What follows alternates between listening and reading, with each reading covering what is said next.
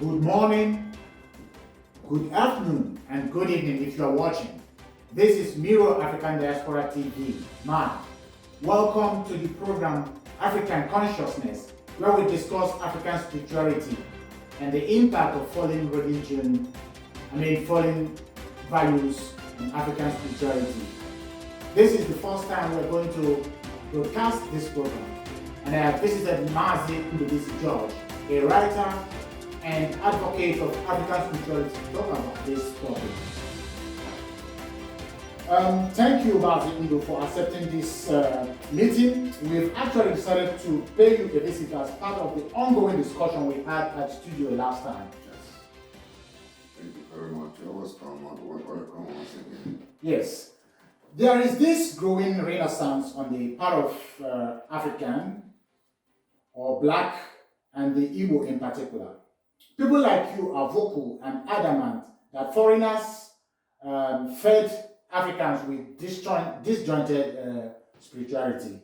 But before we go further, Mazi Ndu, let me ask you a question. Do you believe in God? And if yes, which God?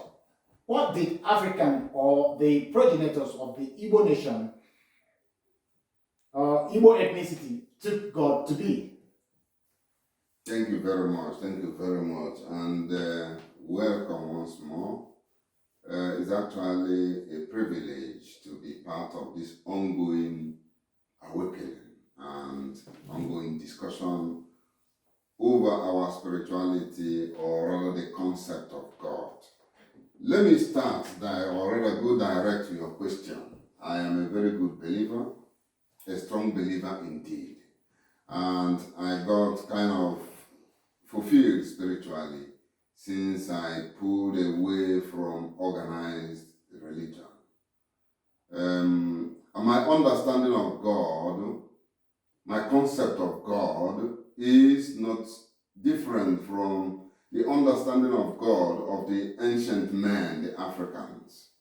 You know, the war started with, in Africa, or where I say humanity, and the concept of God originated in Africa. It was visitors who came into Africa, probably studied African spirituality, took away bits and bits of this spirituality, and formed what the world know now as religion. And you asked, what do I take God to be, or what do the Igbos? Yeah. Yeah. The Igbos. The progenitors of the Igbo ethnicity or Igbo nation. Yes. What they took God to be. To be. That's my question. It's also not far from what the Africans took God to be, because you cannot kind of finish the story of Africa without the Igbo man. And if I have to go direct, the Igbo man had God and nature to be one and the same. In other words, the Igbo man sees God in everything that is created. In we human beings, in living things, in inanimate objects. And that is why it made no difference should we stand before a tree, before a river, before a stone, or before a carved object to meditate. So, God is the embodiment of all creation. And the Igbo word for God is Chi-Ukwu, the great being. We never had this picture or this imaginary image of a very big man, probably with white beards, sitting somewhere in his imaginary kingdom, and dozens of angels are singing day in, day out. No. This is a wrong image that the Africans got from Europeans. So that's essentially where you believe that Africans or we're fed with disjointed Disjointed religion, exactly. spirituality. Yes. Because we in this case, I think it's very important we differentiate between religion And spirituality. Can you share Sure. that? Spirituality is the recognition of this connectedness among everything that is created. Okay. Yeah? And recognition of this connectedness or responsibility, obligation to nature demands that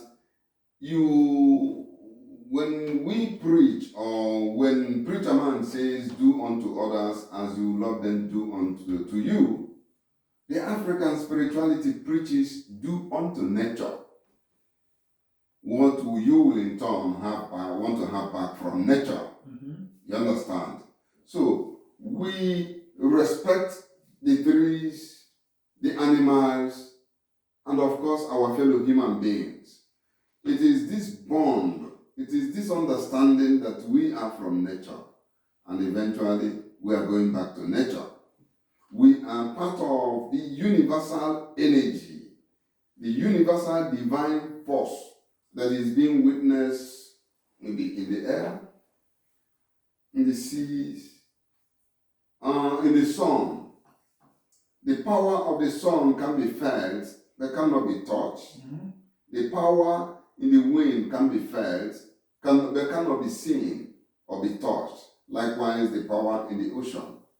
So that is totally different from the religion we know today, which is a kind of organized, the organization of this spirituality into, a business empire, or at worst, control business, control game. You are saying that religion is more or less a kind of dogma. Yes. Whereas spirituality has got to do with individual or subjective relationship of one to nature. To nature. Sure. Okay. Our responsibility to nature. We are not just being taught to be good to our fellow human beings.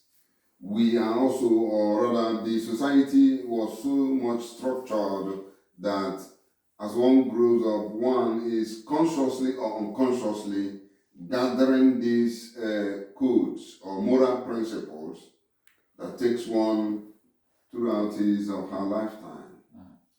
So, in this case, you're essentially saying that the difference between the African spirituality and religion, or as the foreign value that is brought to African, is essentially that of African spirituality is centered on individual closeness to his God.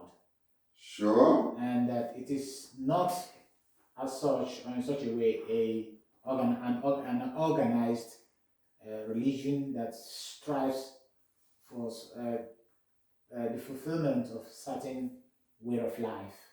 No. But it is like you said, chi. That means the relationship of a person or an individual to a specific God. Not specific God. Okay, unspecified. God must not be bottled in any religion or by any religion. Okay. God is nature. It is the relationship of one to nature. To nature. And the spirituality has more to do with wisdom and facts. Okay, yes. Okay. It doesn't force you to believe anything. Okay. Spirituality, African spirituality is what you experience, what you live through to believe. Unlike religion will tell you that a goat gave birth to a human being. And you are forced to believe, or you are indoctrinated to believe. That is why this word doctrine, comes from the religious dogma. One is now indoctrinated to believe probably what one is not. But unlike spirituality, it is kind of ordained tradition. By the way, Yes. by the way, tradition. We are talking about tradition, which involves more or less the act of mimetic, if you Yes. will. That is the essence of mankind. Yes. To learn. Yes. To learn from the predecessors or the progenitors, the line they have given to you. Sure. In Igbo language, they say "Neuna Tabora," and that is the essence of man. So,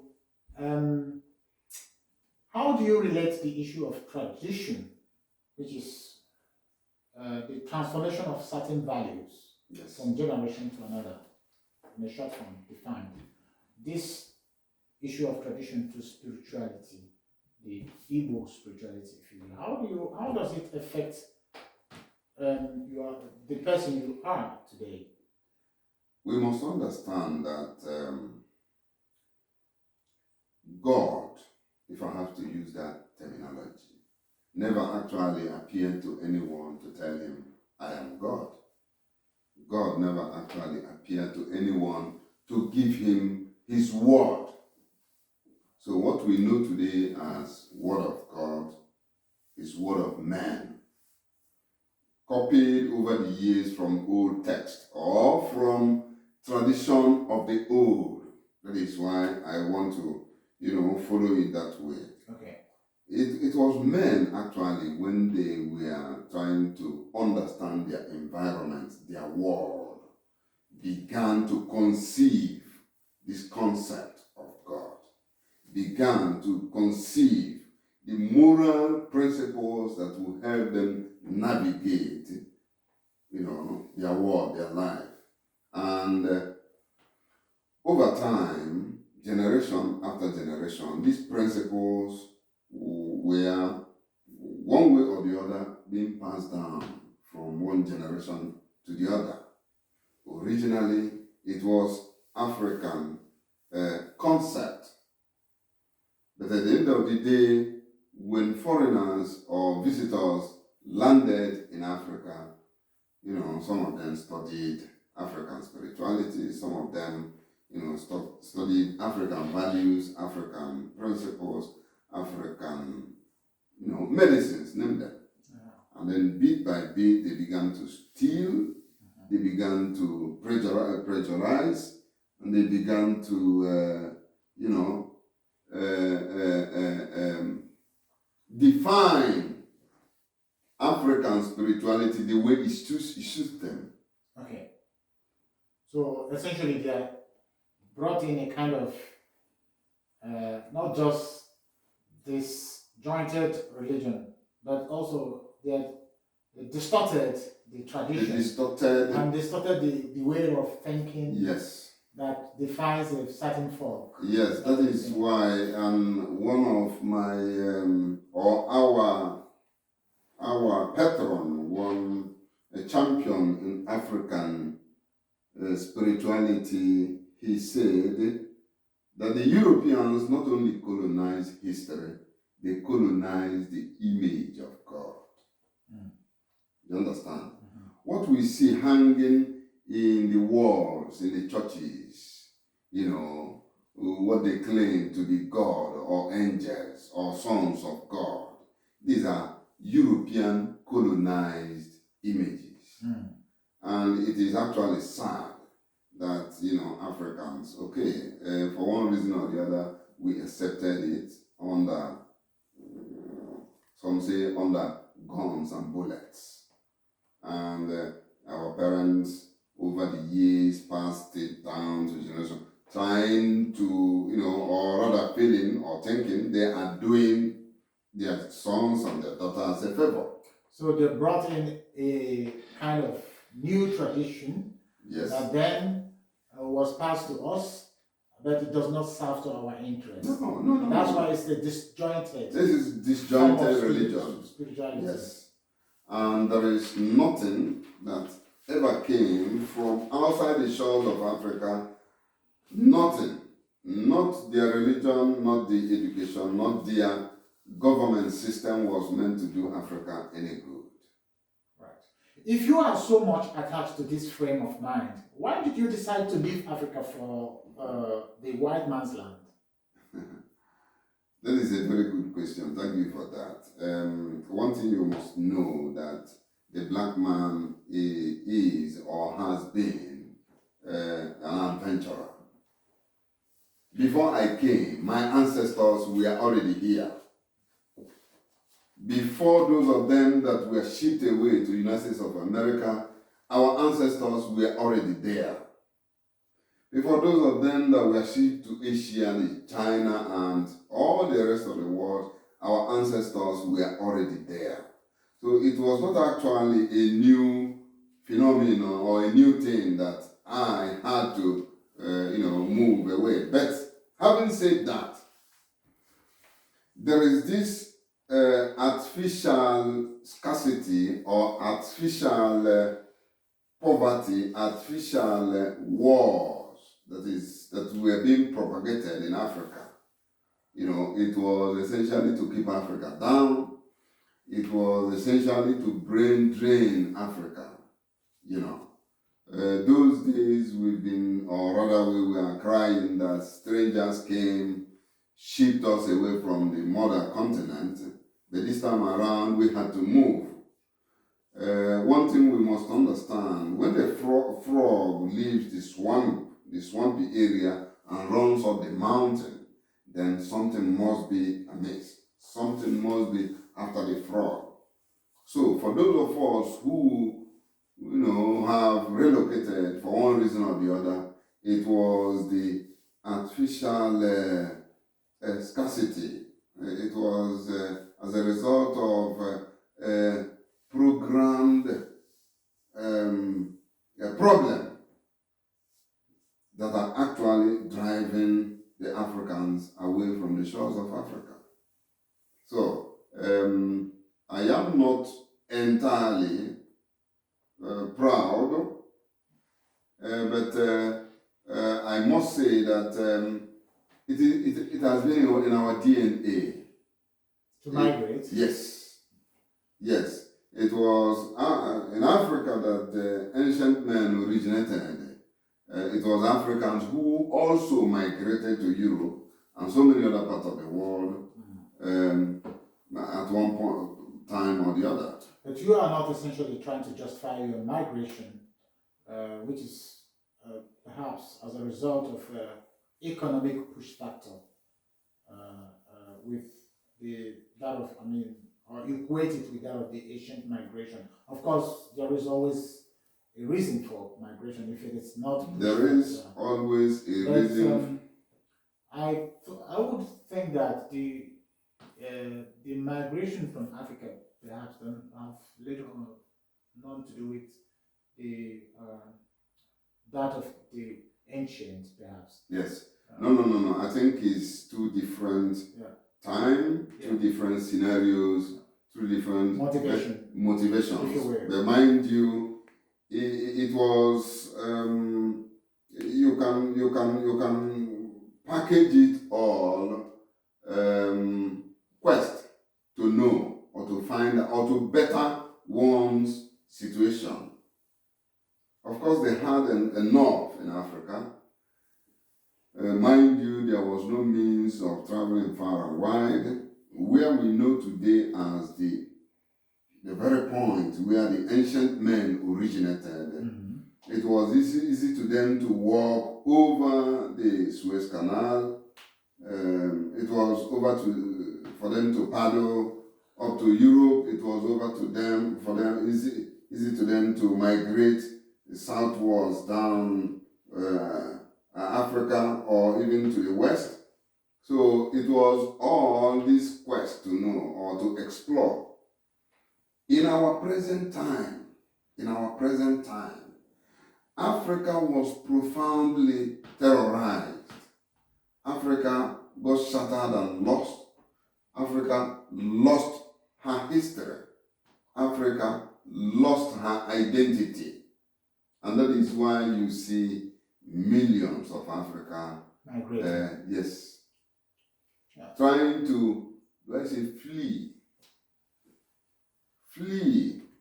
Run away from place of their birth. Yeah? It is not actually that good, I must admit. I think the greatest mistake is to have run away from the problem. Yes. I think that is the greatest mistake. That sounds familiar with the idea of Chinua Achebe's statement in This Things Fall Apart. I think that was one of his actors of Congo was made this emphasis that the worst thing that could happen to a man is for him to leave his yes. his father's home. Place of birth. I think that was when Okonkwo had to go for 7 years in Mbanta. Mbanta, yes. Yeah. So, let me ask you this. You have been blunt with your answers. Forgive me for being blunt with my question as well. Your name is Mazi Ndubisi George Ndubisi. Yes. It's a traditional title, Onye Mbosi Izizi. Yes. As a traditionalist, the English name George has no place in the Igbo title or the nomenclature. How do you explain this? Of course I would. I would explain the best I can. The ritual of baptism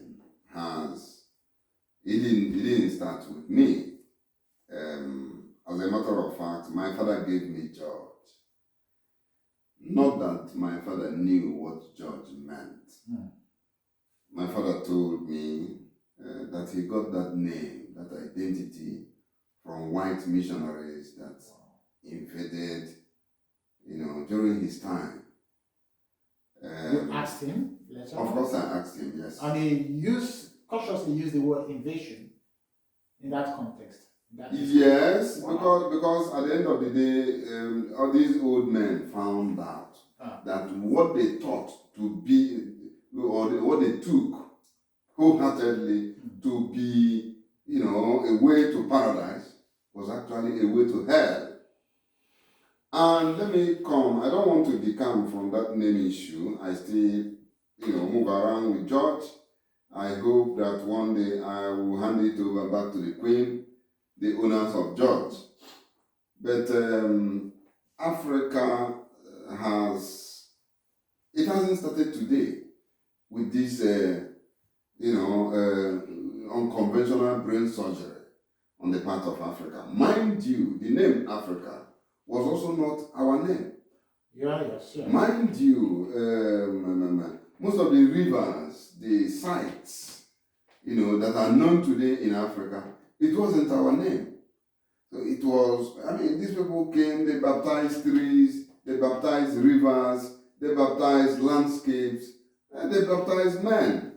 And for them to tell me that my name is not good enough, that I must, embrace English name to be saved. That is the height of deception. So even though I am still going with the label or the English tag, George,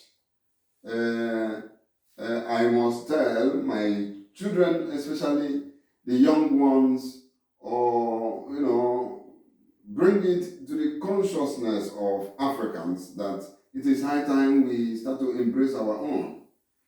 The most important thing, though, is to understand that George is not the George of the English or the George of the Romans.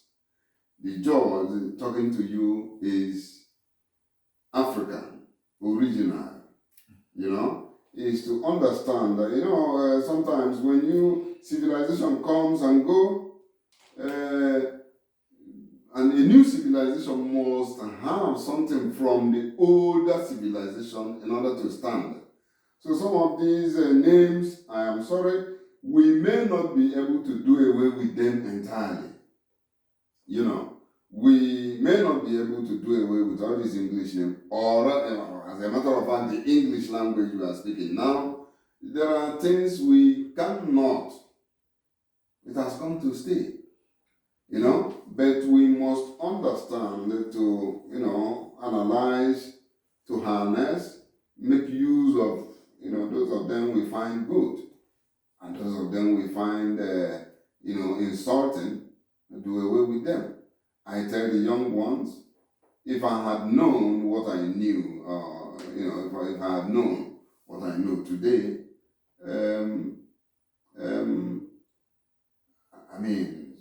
I would not be having all these English names or people bearing English names or giving it to their children. But the sensitization goes on, the catechism goes on, the deception took very long time to mature. It will also take a very long time for people to be re-educated,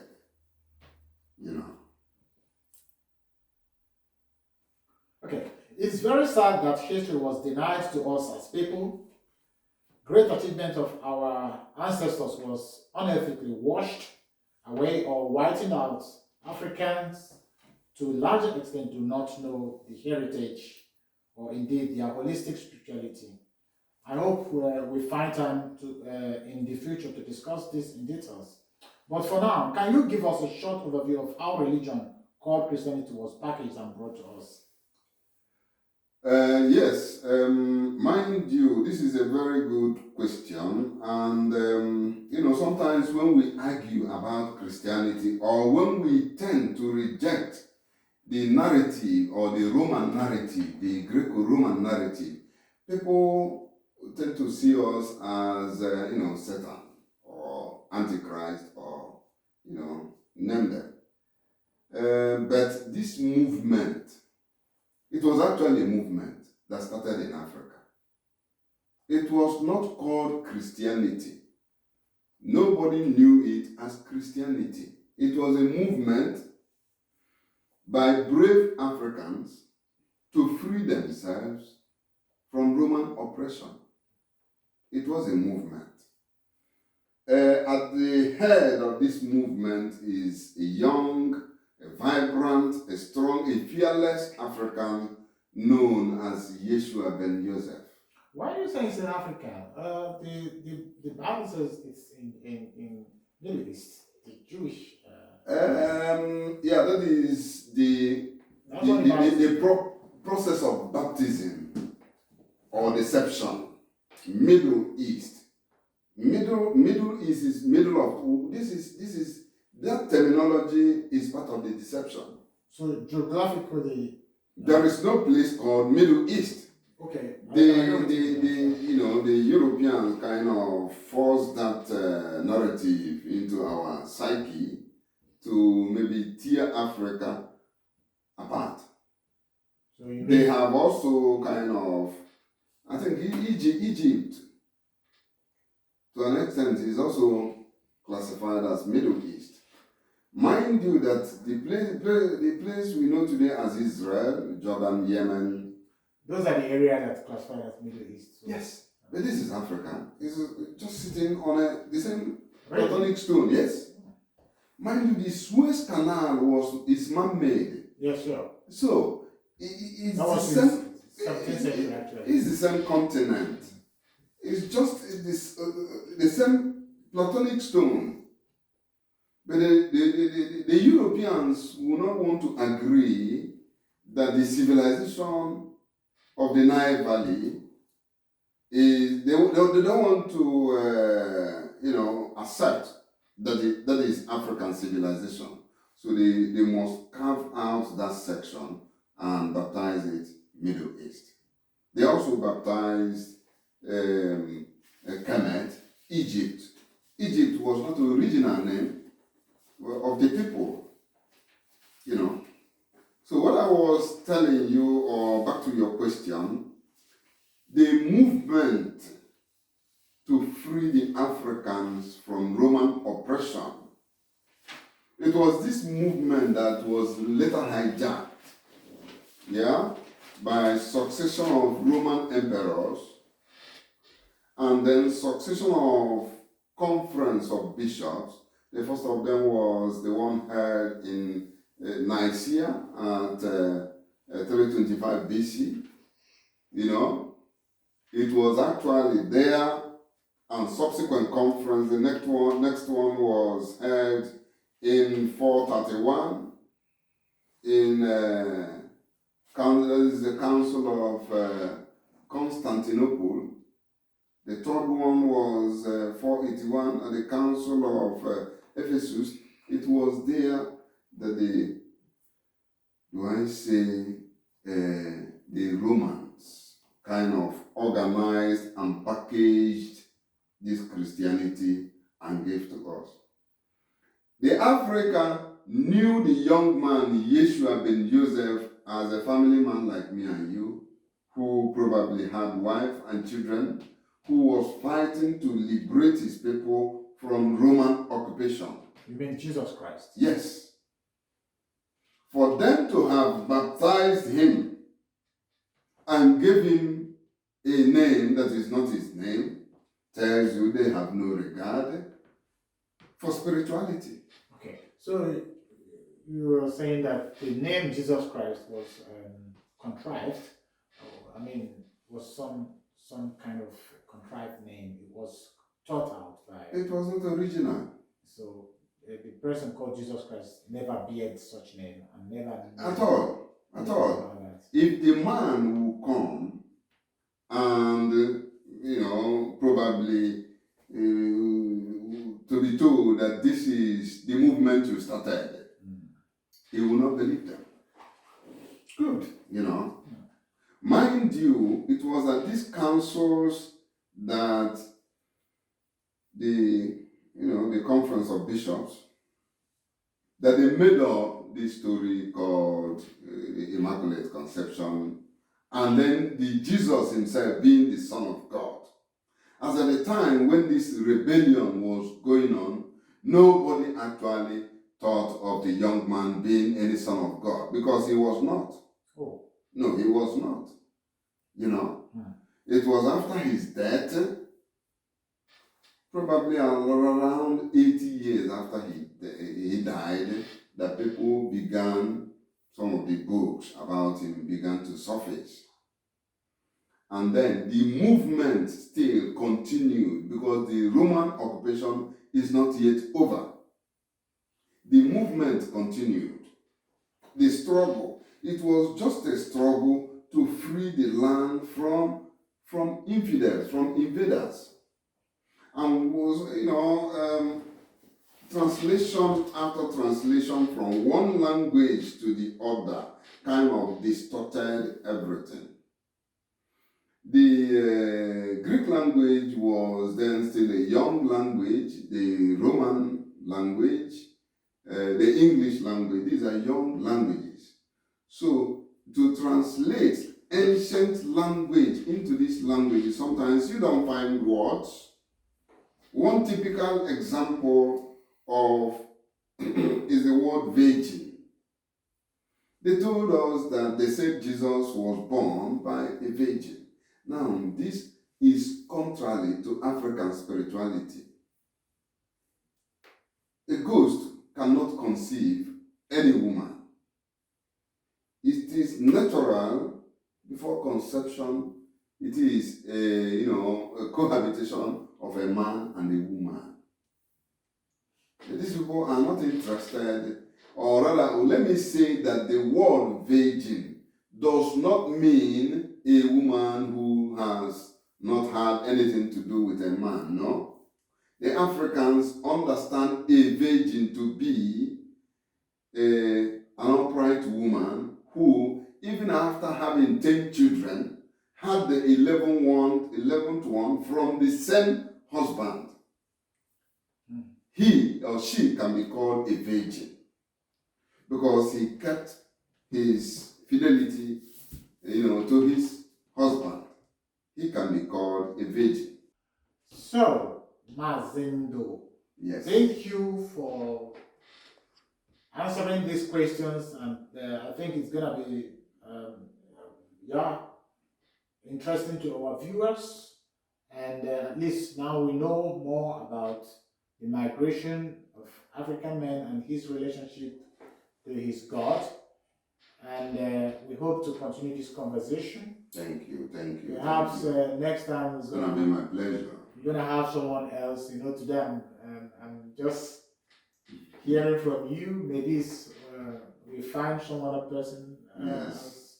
that can bring. I mean, the discussion need to go on. It's very important that this discussion need to go on. Yeah. It's very important that we challenge the narrative of the talks, the slave masters. The issue is that it's not just challenging the narrative, but also to, if I will use the word, the deconstruction. Deconstruction, thank you very much.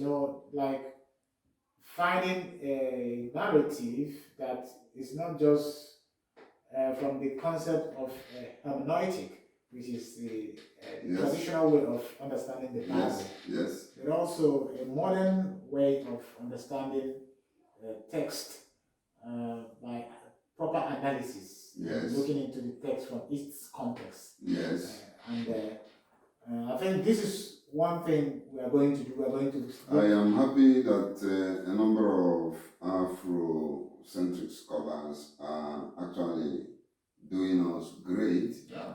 They are, investing their energy, their resources to dig out our buried past.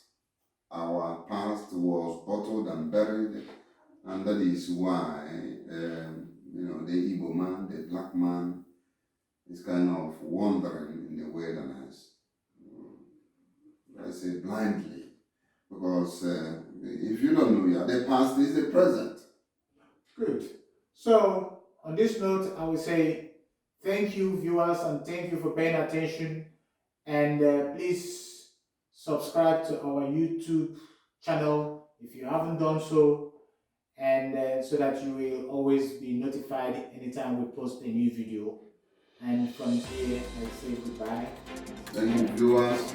Bye. Some other time.